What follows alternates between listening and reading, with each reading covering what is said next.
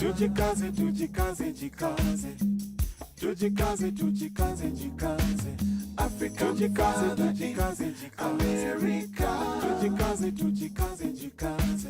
You are listening to African Father in America podcast by Simon Javanokelo, live from Seattle, Washington, USA.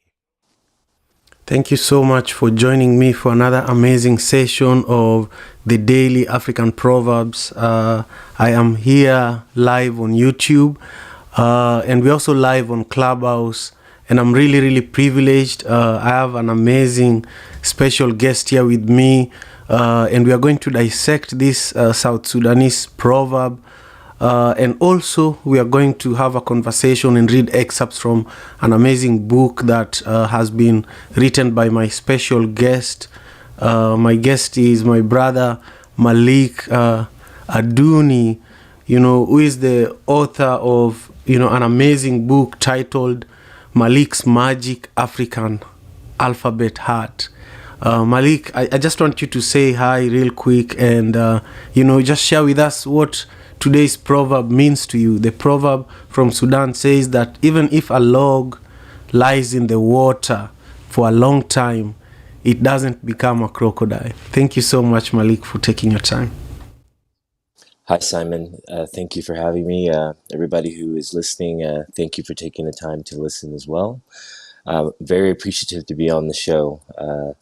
When I got the question about the proverb, it was very interesting because I grew up in Los Angeles. I grew up in Crenshaw, and my mother knew I'd get a better education by being bused to school. And similar to the proverb is I was bused to school, and there's probably about 15% or 10% of us on the bus was full of minorities, Black and a few Mexican students or American students, and I was bused to school the first 9 years of my life. So with the proverb, it made me kind of think about my life. It's just about how I have pretty much been able to kind of navigate myself through a white world, but to be able to still keep my Blackness. And that's one of the things that I feel in regards to just America in general. There's the term, the melting pot.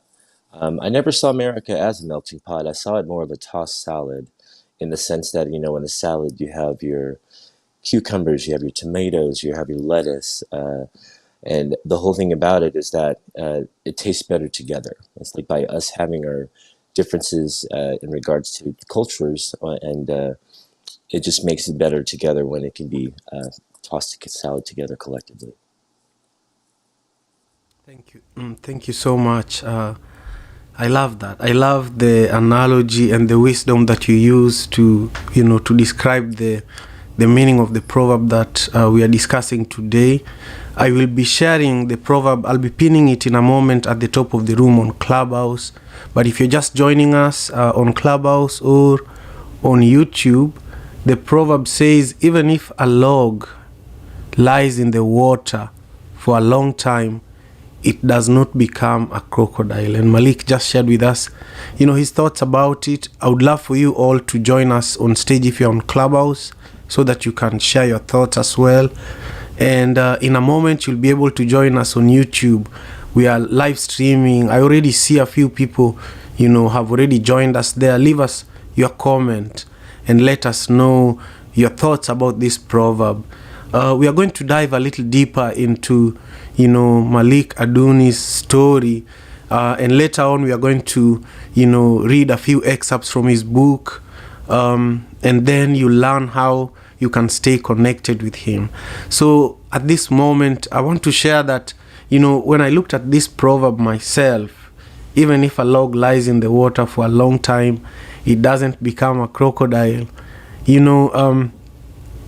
This proverb also speaks about knowing who you are, knowing whether, you identify with the log or the water or the crocodile in this situation, and accepting, whoever you've chosen to be, because I think this proverb allows us to choose who we want to be in any given moment, So I just want you to think about your own interpretation of this proverb. There's no right answer,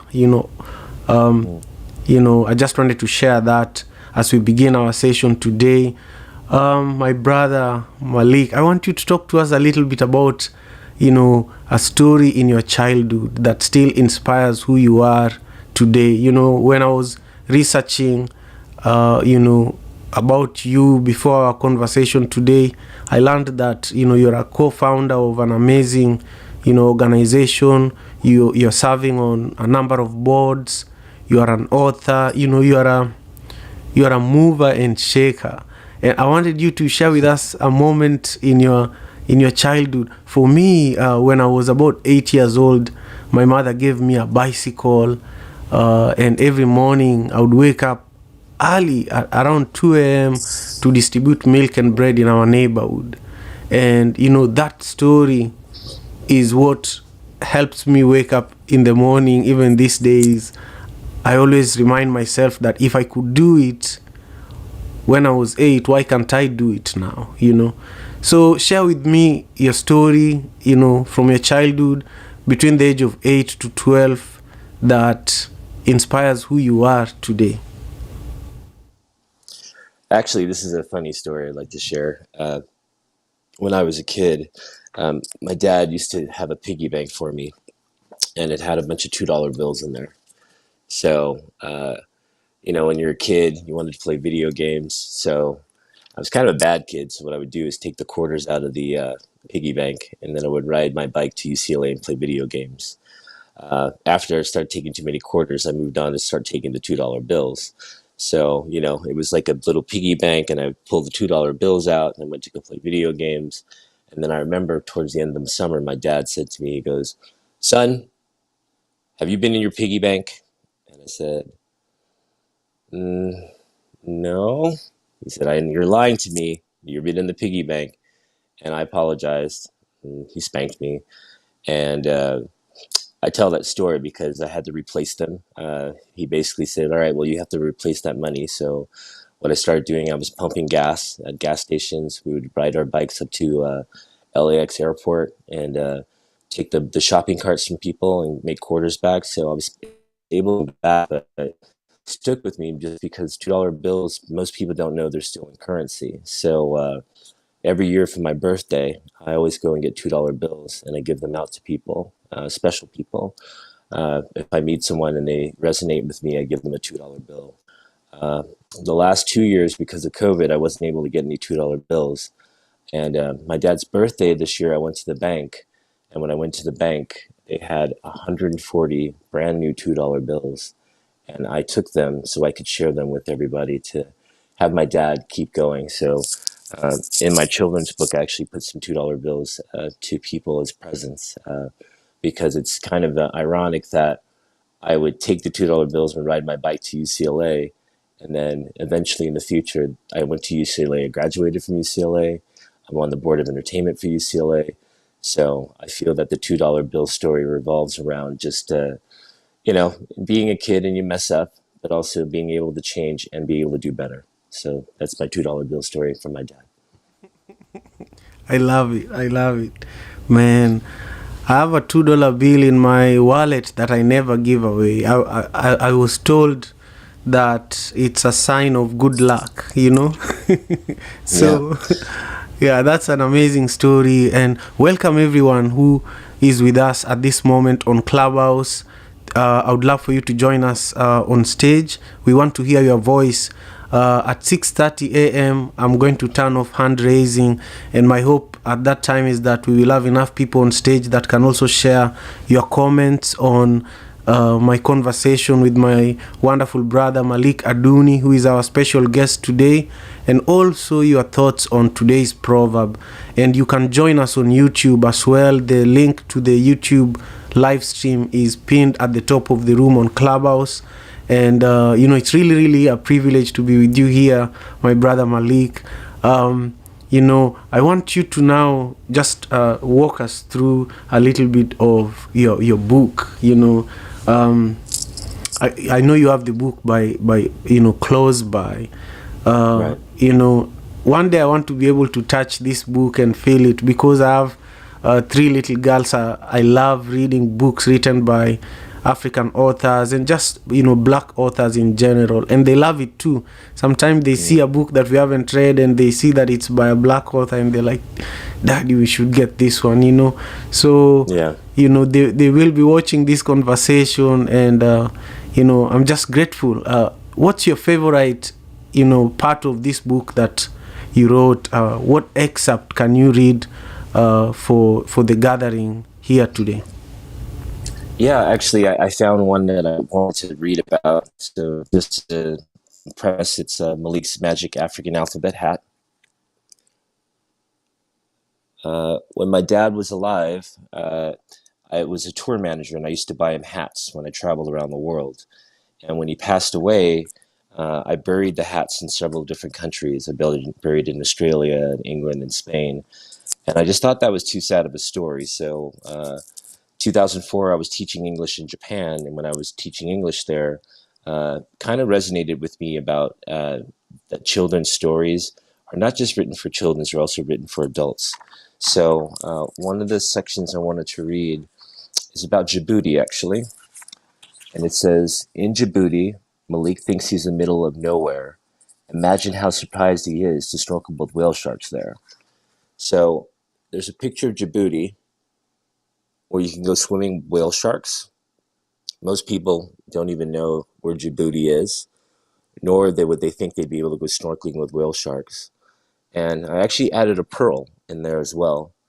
The pearl is because one of my dear friends, Jessica Zempel, she started a leadership course during the pandemic, and she offered me a scholarship to join the course, and it was very helpful for me just to be able to have conversations with people.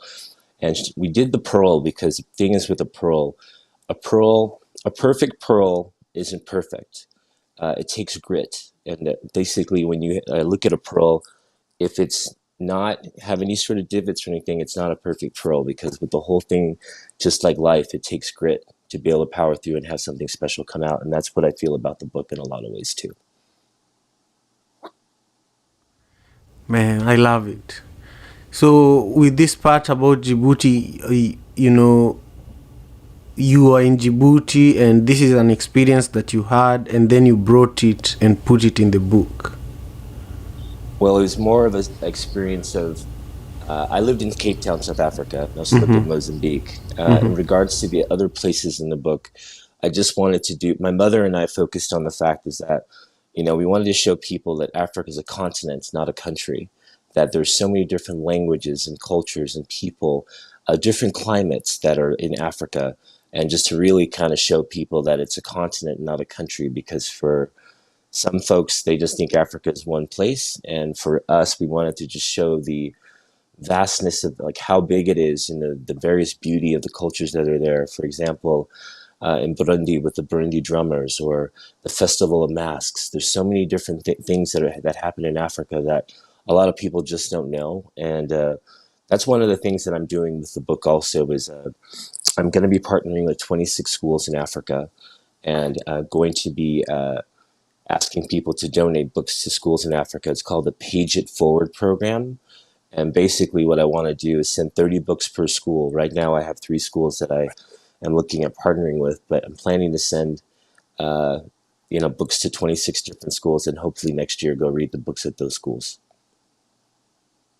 And how can I help you with that? I know that this is not something we planned to do, but I want you to let me know later on how I can help you with, getting the schools in the continent, and also how to, get you to the continent to read the book over there and potentially create a documentary around it, So let's talk. In the audience is Steve. Steve is actually my biological brother, but we also work together for One Vibe Africa and One Vibe Films. He's in Kenya, in Kisumu, Kenya, right by Lake Victoria. So, I just wanted to share this so that he hears the opportunity to work with you. But really, I want you to also just take us back a little bit,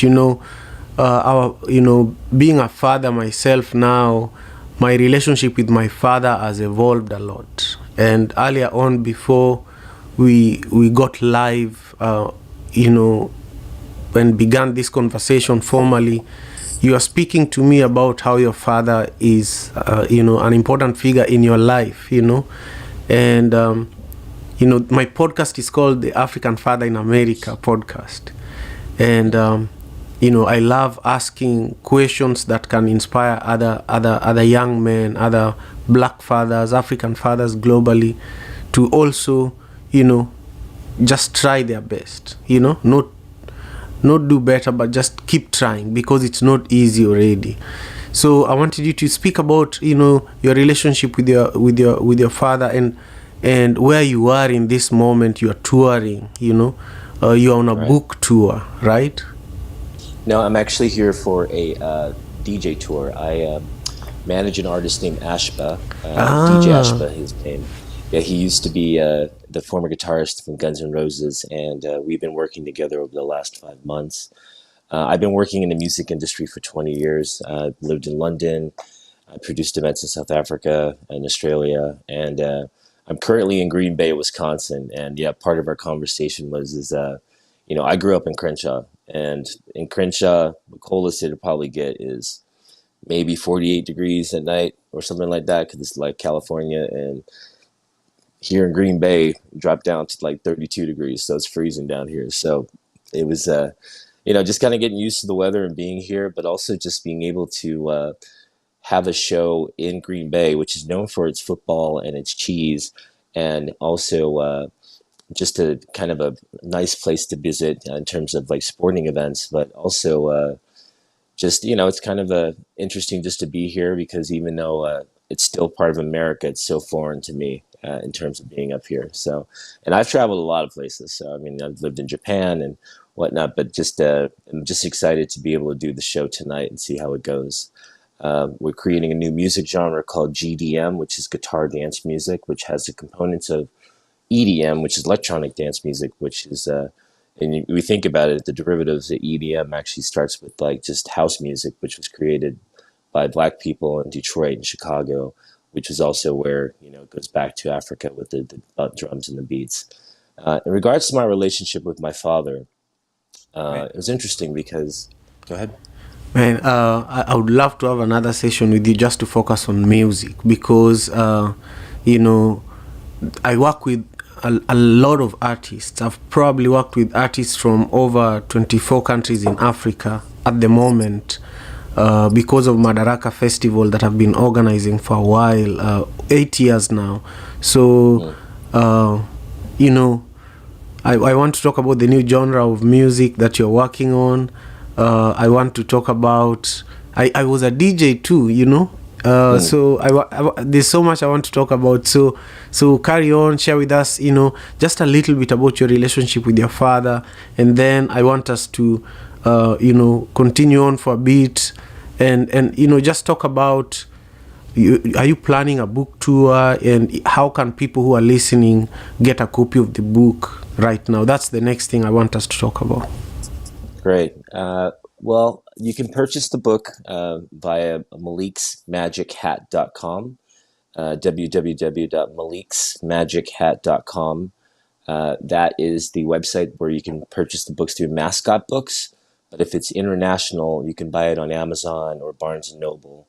In terms of possible book tours, I've gotten a couple of opportunities to speak at Barnes & Noble in the beginning of the year. But yes, I'm planning to do some more book tours around the U.S. along with some of my friends who are teachers. They've asked me to do like a Zoom read along. So those are the plans. In regards to my relationship with my father had 3 boys, and he had 2 boys older than me and my younger sister. My mom had all girls and me, so it was for the first time for my mom to have a boy. And with my dad, he already had sons, so with my sister, it was kind of like a learning relationship. My sister's 2 years younger than me. My relationship with my father was interesting because he was a lot older, and he's part of that different generation, the silent generation. So it's kind of one of the things that, it's like eat all your food, pick up all the clothes off the floor, do your homework. You know what I mean? It was very kind of this, you got to get it done. Like There's nothing else than just get it done. So I would say that in regards to emotions, he's very outspoken. Like he had I actually have adapted his cackle. It's a very loud laugh. But also I think as a child, he already had raised sons before, so it seemed like he said, this is what you do. And with the daughter, it was a little different because he never had a daughter before. So, I think as I got older, our relationship got better just because we were able to learn how to communicate. And I think that's the one thing that needs to be done with parents is communication, not just as a son, but also as when you grow up to be a teenager and an adult. And actually, when I was 21 years old, I tore my ACL, like my ACM cell, and I was put back into being a child. I couldn't do anything myself. My dad had to carry me to the bathroom, and we had a lot of discussions about life, just in regards to how, I was planning to go travel. He was like, "Yeah, you should definitely go travel. I think that'll really open your eyes to the world." He had traveled a bit. He actually had served in the Korean War. And so it was one of those things about him just teaching me that travel was essential. But also, I'm very happy that I was able to have conversations with him as an adult to learn more about his past, because I felt that the older generation doesn't like to share a lot of things at times. But when you start asking these questions and being able to get them to tell you the stories, that's how we keep living for them, by learning the stories that they have to tell, the experiences that they had to tell, especially because for him, growing up in America during, there was segregation. I'm only 7 years away from segregation. I was born in 1975 and segregation in 1968. So, I'm the generation of after segregation, and very fortunate to be able to keep just being able to show that, I know people have a perception of Black men in regards to either what they perceive on TV or just in regards to things. And I've dealt with my share of racism. I've dealt with my share of ignorance. I've dealt with a lot of things, but the one thing I try to do is just be myself and be a human and just be kind and lead that way. Wow, amazing. I agree. I was in a conversation earlier today where, the conversation was around vegans and people who are not vegans. And, I was asked to share my thoughts.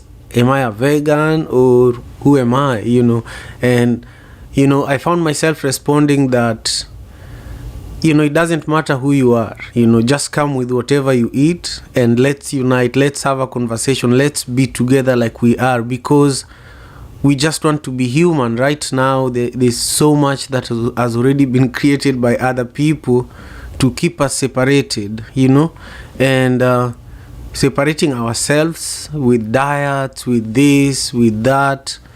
It's like shooting yourself on your own feet, So I truly appreciate you. One more time, though, I want everyone on Clubhouse to just know that I appreciate your time. And I appreciate you for joining us on YouTube as well. I want you to share your comments if you're watching this on YouTube with what this proverb means to you. The proverb is from South Sudan. And remember, every day we gather here in the Daily African Proverbs and we dissect these proverbs, we gain African wisdom, and we bring in, special guests like my brother Malik Aduni to share with us, what they're working on, share with us words of wisdom, and also for us to learn from each other. So in 6 minutes, I will close hand raising on Clubhouse, and we will hear from Hoda and Dr. M.D. Williams and Bibi. If you want to join them on stage, please do so now. And I want us to continue the conversation a little bit further with you, my brother Malik. You shared with us already how people can support you, and I want you to do that one more time after you respond to the next question.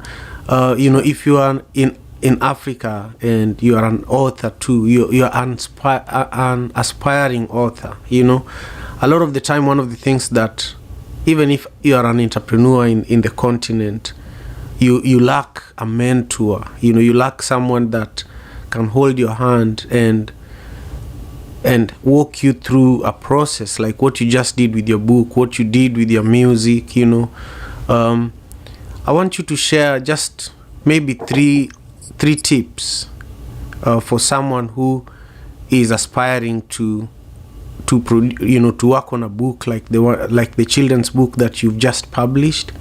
So maybe one tip could be your biggest challenge and how someone else can deal with it in the course of creating this amazing body of work. And then the second thing is what keeps you excited about it, and then finally, what is your follow-up project after this one,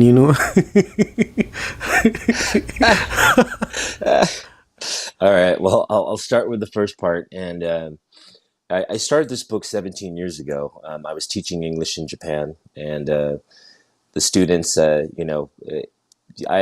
thought when I went to Japan that the kids would be quiet, they'd raise their hands, like all the stereotypes you believe in, but they're teenagers, and teenagers are teenagers no matter where they are around the world.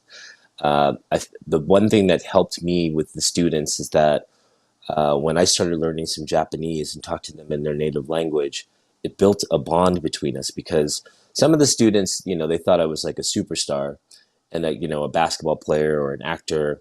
And some of them were just downright scared of me. And it was really funny because the first day I was teaching English in class, I would go, "Good morning, how are you?" And they would say, "I'm fine, thank you, and you?" And I went up to this one girl in my class, and she passed out. And I was just completely shell-shocked and scared. And, it was my first day of school. And then I noticed something. I saw the other girls go up to her, and they were getting the teacher to go to the nurse's office. And I could see the girl, and she was kind of smirking. So they were playing a trick on me. But it was one of those things that I was like, well, I got to watch out, just because they're teenagers, and teenagers are tricky. But with the book, I got inspired because I wanted to just kind of have a book where traveling has changed my life. Traveling has made me the human that I am. Travel is how I have this global citizen vibe of friendship and community around the world that I have with my friends, all different cultures, all different races, but we're all human. We're all together collectively. We help each other out. We support one another. And with the book, I got a lot of tips from other friends that wrote books. I would talk to them and ask them, did you do a self-publishing deal, or did you do a hybrid publishing deal? Hybrid publishing is where I'm working with Mascot Books, where I had to put up the funds. And fortunately, through a good friend of mine, he invested in the book for me to be able to make 1,000 copies. It was initially going to be 1,000 copies, but as the book grew on and we started making it, I got some more funding, and we ended up making 3,000 copies. The book's been out for a month, and we've already sold 1,500 copies, so we're almost already sold through half. And I feel that through the holidays and people wanting to expand their knowledge about Africa for kids, that we should be able to sell the rest, and then next year I'll make some more copies. Other thing is just determination and just really not giving up. I mean, for me, the biggest thing that helped is like me and my mother are doing this collectively. Just holding the book in my hands has been enough for me, because I really felt that like every day I would be thinking about my father. So, I'm not able to physically give birth, but I felt I gave a mental rebirth with this book, and being able to have it and hold it in my hands has been such an accomplishment for me and my mother, and to be able to continue that legacy through the stories, and the feedback I've been getting back from students and kids and my friends has been phenomenal, and I'm just glad to be able to share it. And like I said, you can purchase the book on Mascot Books. It's called Malik's Magic African Alphabet Hat, or you can purchase it on Amazon or Barnes & Noble. But yeah, just put in Google Malik's Magic African Alphabet Hat. It's sold everywhere, and the response so far is great. I'm just very happy to be able to honor my father. Thank you, Malik. One thing that I always find myself in, a situation that I normally find myself in as a creative and, and someone who has my feet in so many things, we are similar in that way.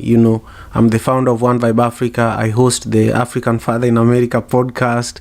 I run One Vibe Media. I'm a musician too. I'm a father, I'm a gardener. I'm always trying to do things. And sometimes I always feel like, am I going too far in a different direction? And, when researching your work and also, learning all the things you've done that are in so many different industries, for a moment as you are speaking, I was just like, wow, why did he write a children's book? Like, why a children's book? Because you could have done so many other things, and, this honors your father, but I feel like it's also, this is the last question I'm asking you. And I'm already taking notes on additional, episodes that I want to have with you, because I've really, really enjoyed our time together. But, what is it that is actually deeper than honoring your father that made you do this? What was deeper than that was just me traveling.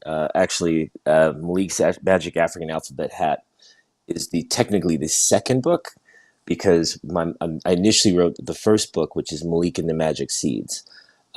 Basically, that book should be out next year. Same illustrator, Rashad Malik Davis, is working on it. And that book is about me being a teacher with 26 kids, and the 26 kids all have problems. And what we end up doing is I end up traveling with them from Australia to Zanzibar. Same A to Z format, but just focus on every country and landmark. And I've been to 44 countries, and in the children's book that's coming out, 13 of the 26 countries I've been to. So it's all about really exploration, about finding new cultures and magic, because I think when people start traveling, it really opens your eyes.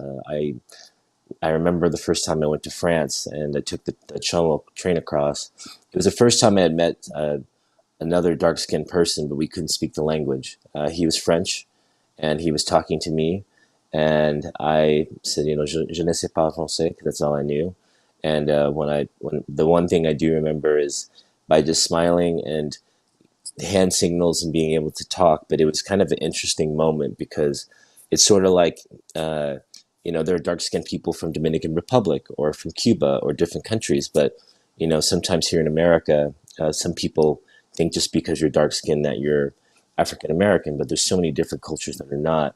And actually that kind of happened to me when I was in Brazil. Like when I went down to Brazil, most people thought I was Brazilian. So I always used to say no Nintendo, but I would say no Nintendo, like the video game. So it all depends on where you go. I mean, I think even when I had my dreads, everyone used to call me Rastaman wherever I went, even in the Bahamas. And I think the whole thing about it is just by creating the book, the second book, which I'm very excited to share about as well, is just understanding is that I've been to 44 different countries, and I've experienced different things that happen to you. And a lot of it mostly is ignorance rather than racism, I would say.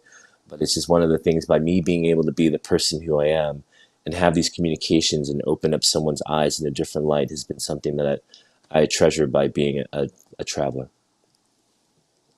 Yeah, they say that traveling is one of the biggest ways to educate yourself, and I'll definitely be reaching out to you to talk more about traveling, because I'm passionate about traveling too. I organize group travels to Kenya every year. Next year, I'm planning to do 2 trips, and I want to connect with you about that. And also, touring. I want to talk to you about touring as a musician. Sure. So I'll follow up. But really, I want you to know that I really enjoyed our time together. I want you to stay here, because we have 4 amazing individuals who are going to just share their comments on our conversation briefly, and then you will share with us your closing remarks, and then we'll end our conversation. So stay with us, don't go anywhere. By the way, if you want to see Malik and I on your screen, you can use the link at the top of the room on Clubhouse, and you'll be able to see our faces and leave your comments on my YouTube channel. And I would also love you to subscribe. It's really important that we grow the presence of the Daily African Proverbs on YouTube and across the internet, really. So let me know if you want to be more involved in helping me bring this conversation to the world every single day. Now let's hear from Hoda. Hoda, share with us your comment on the conversation that I have been having with my brother Malik Aduni, and also your thoughts on today's proverb from South Sudan that is also pinned at the top of the room. Thank you so much for being here with us. Yes, good morning, Simon. Good morning, Malik. Good morning, everyone in the room. Can everyone hear me okay? Yes, you sound great. Okay. So I just wanted to say that I'm really enjoying the conversation, and I want to say welcome to the Midwest to Malik. I'm in Minneapolis, so we're close in distance.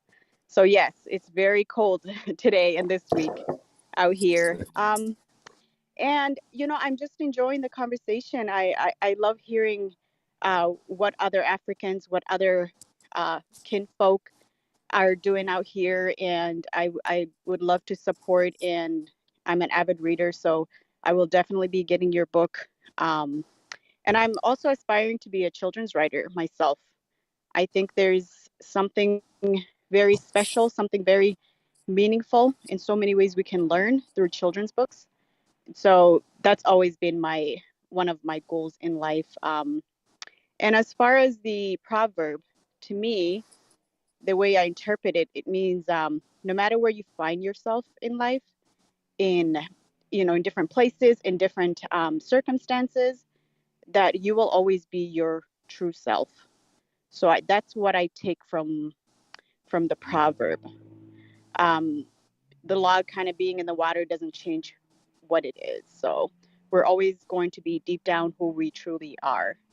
And yes, and with that, I'm done speaking. Thank you. Wow, thank you so much, Hoda. I'm grateful for your presence, and also, your kind words, to my brother Malik. He'll respond in a moment. Let's hear from Dr. M.D. Williams. Share with us briefly your comments on today's conversation with my brother Malik Aduni, who is an amazing author. He's also a founder.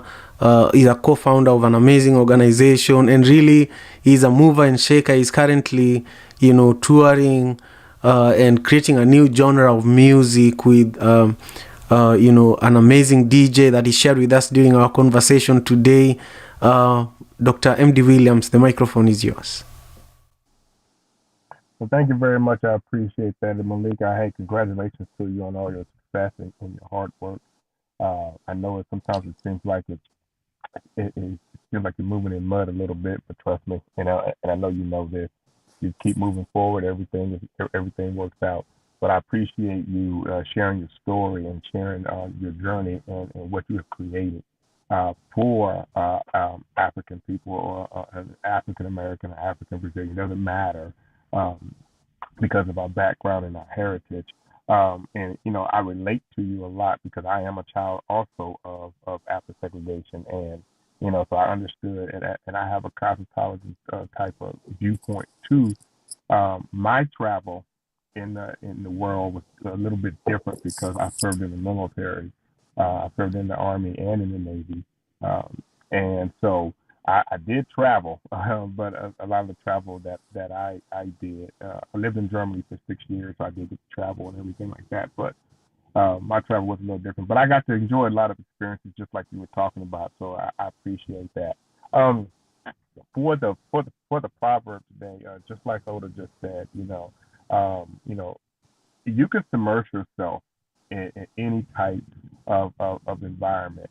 But at the end of the day, you're only going to be who you develop yourself to be. I always inform people that people cannot hold a facade for so long. People cannot hold up a certain image if they're not true to that image. If you hang around them long enough, cracks are going to start showing, and you're going to start seeing them for who they really are.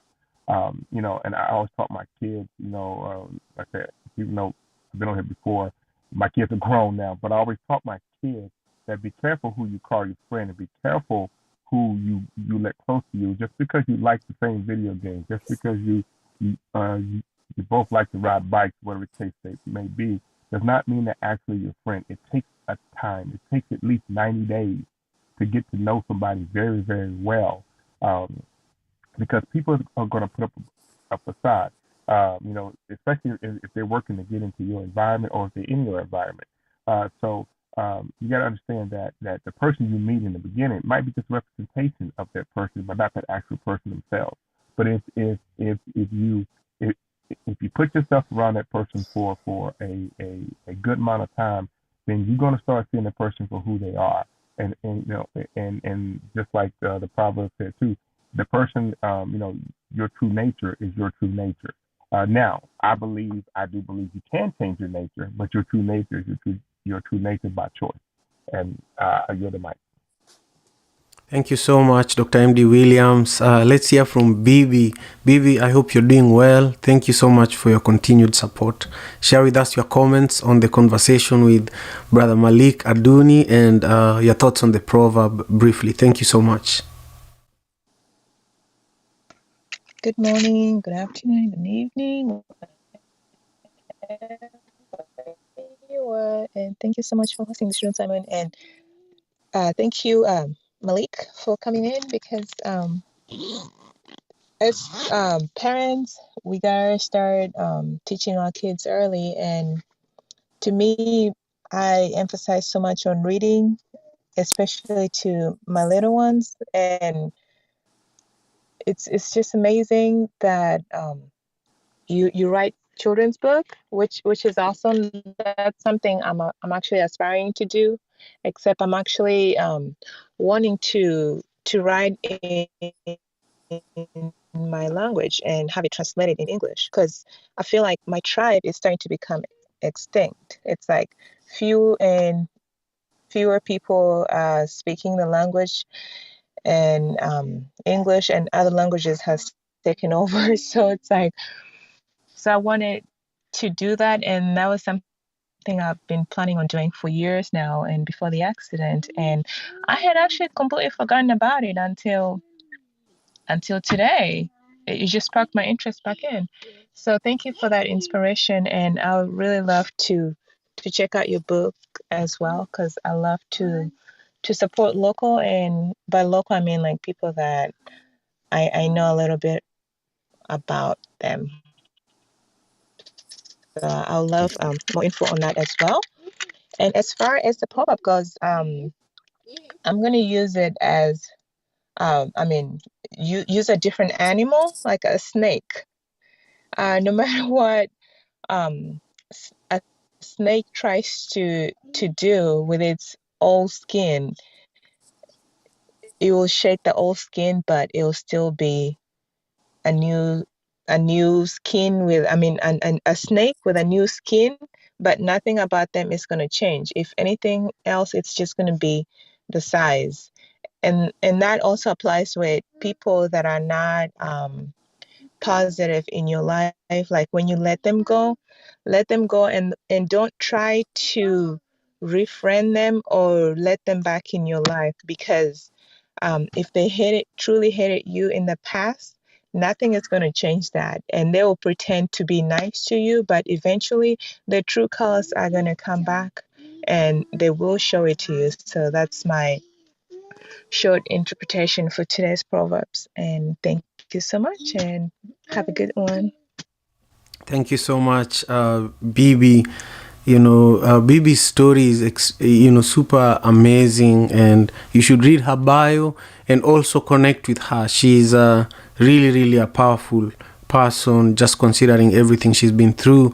Now we want to hear from our last guest on stage before my special guest, Brother Malik Aduni, closes for us with his closing thoughts. Sister Nedra, what's your thought about today's proverb, and also what are your comments to our guest today?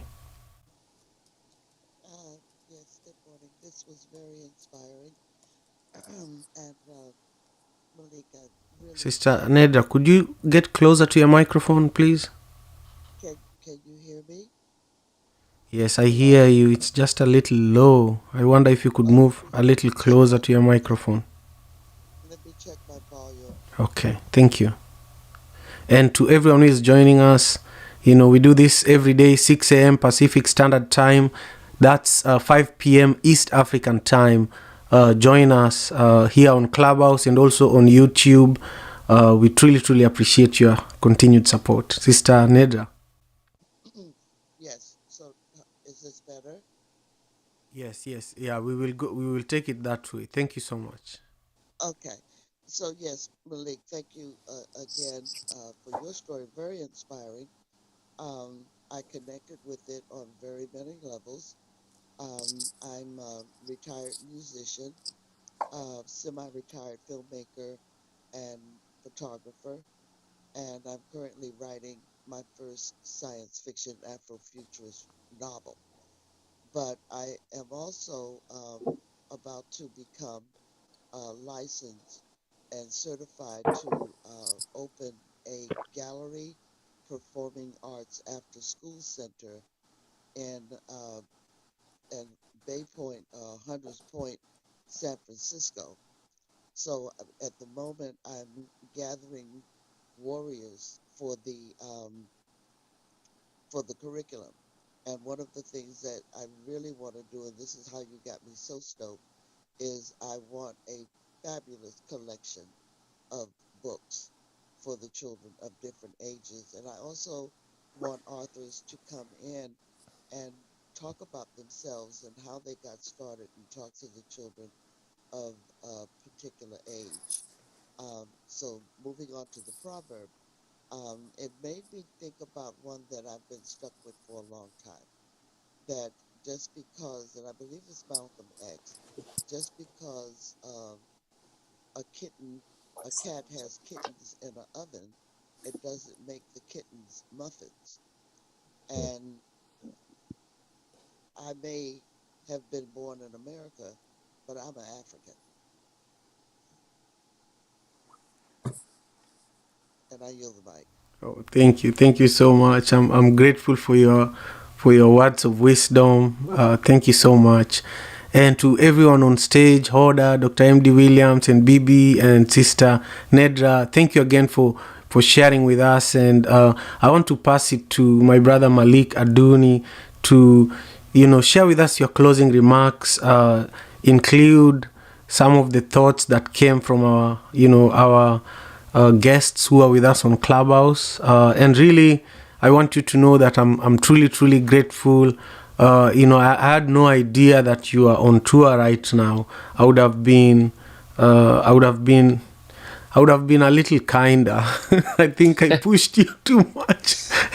No, you did not. I actually, that's funny you said that. I actually, I wanted to do this today because I know over the last couple of weeks, but I've been very fortunate to get back to work. But I just wanted to tell the speakers, thank you so much for your comments. It means a lot to me. Also, I do live in San Francisco, so coming up to Bayview is not hard at all. So we can talk about that. Um, I am on Clubhouse. My handle is at Maliksta, Malika Dooney. I've been on Clubhouse since August of 2020, one of the early adapters, and it's just amazing to see how what Clubhouse can do to bring people together around the world to have these conversations and discussions to help people, empower people. Obviously, there's different rooms where you have a choice. You can go in that room and listen or talk, or you don't have to be a part of that room. That's the whole thing about life in a lot of ways. Um, in regards to the book, you can purchase the book from Mascot Books. I have a website called maliksmagic.hat.com. I'll spell it out. It's MALIKS magichat.com. All together, maliksmagic.hat.com.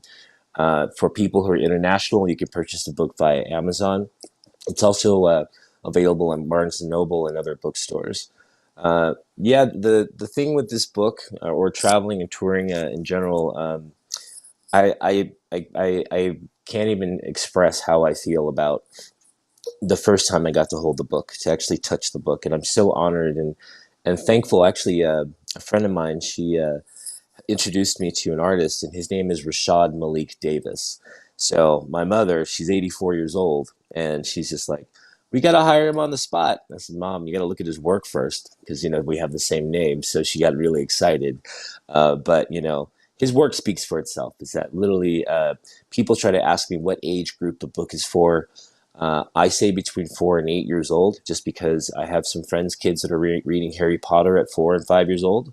And I have some other kids that are a bit older that have some difficulties reading or learning. So, and at the end of the day, children's books are written not just for kids, but also adults. And I feel that the message that's in that book, from the response I've gotten from people, is just it's inspiring to learn about different places. For example, Kenya, which is in Egypt. I never knew where Kenya was, but we were trying to find somewhere in Africa with the letter Q. And Kenya actually is in Egypt, and it's not too far from where the Sphinx is, but it's also a World Heritage Site.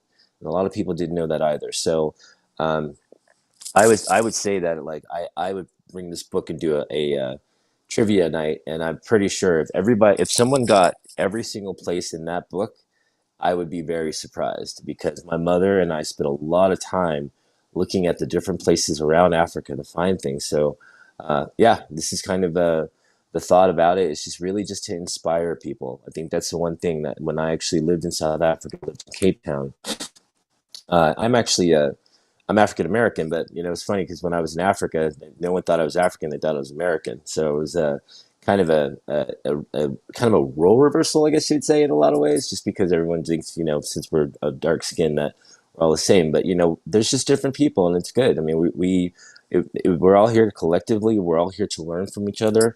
And I think one of the most beautiful experiences I had in Africa is when I went up to Mozambique. Mozambique, I was up there in Ponta Dora. I was actually at a dolphin reserve, learning about dolphins, and going to sleep on a Saturday night under the stars instead of getting ready for work was probably one of the most amazing experiences I ever got to have.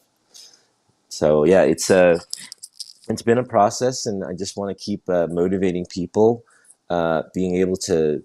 My whole life, I've always been kind of an artist. My mom got us into theater. Actually, I went to UCLA for theater. And I think the whole thing is that when you live your life as an artist, you see the world in a different way. You actually seem to kind of appreciate, well, just traveling allows you to see that. I think that,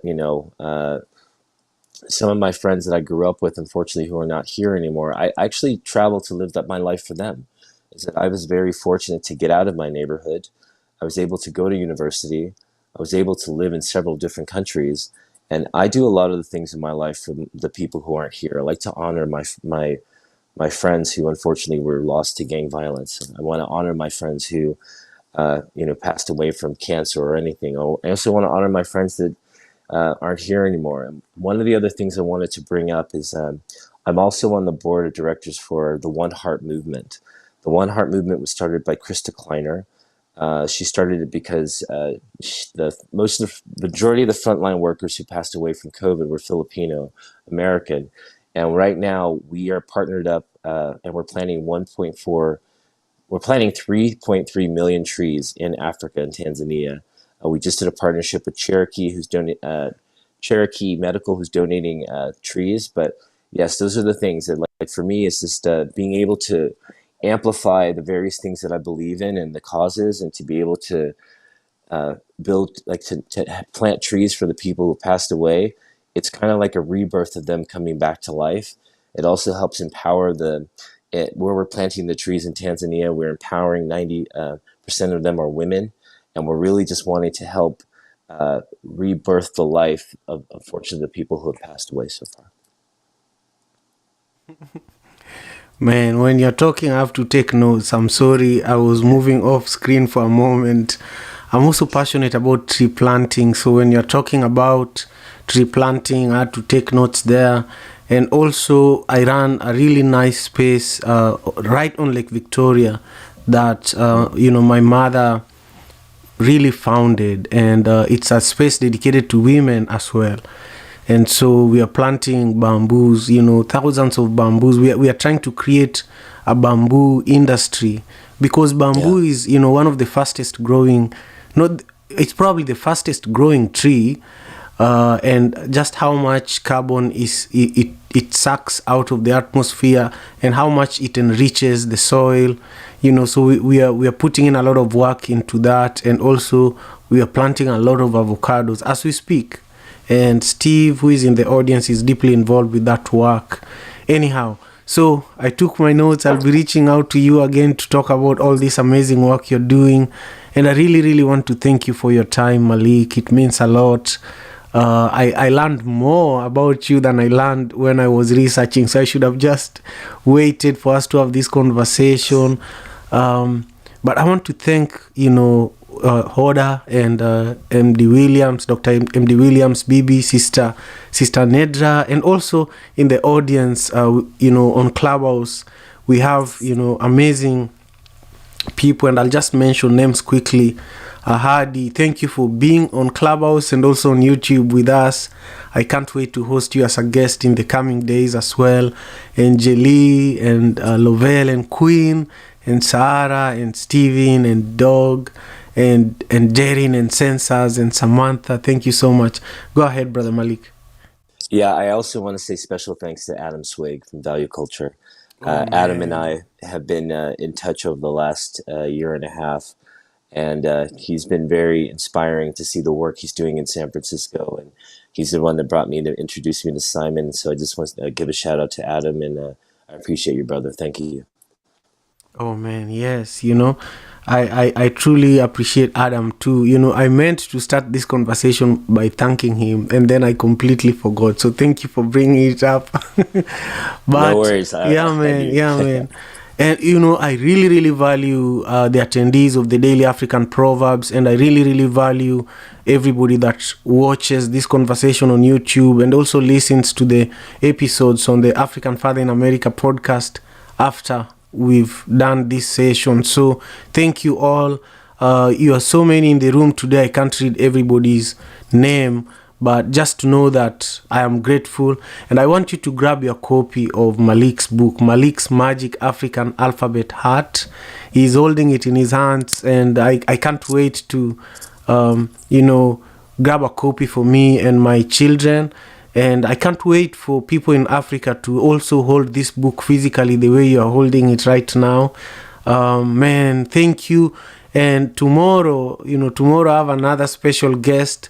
If you want to join me tomorrow and help with promoting that session, let me know. It seems like the ancestors want us to just bring African children's book authors, because tomorrow it's also another brother in Seattle like myself and also African American, and he's also a children's books author. So stay tuned, and thank you really for all of your love and support.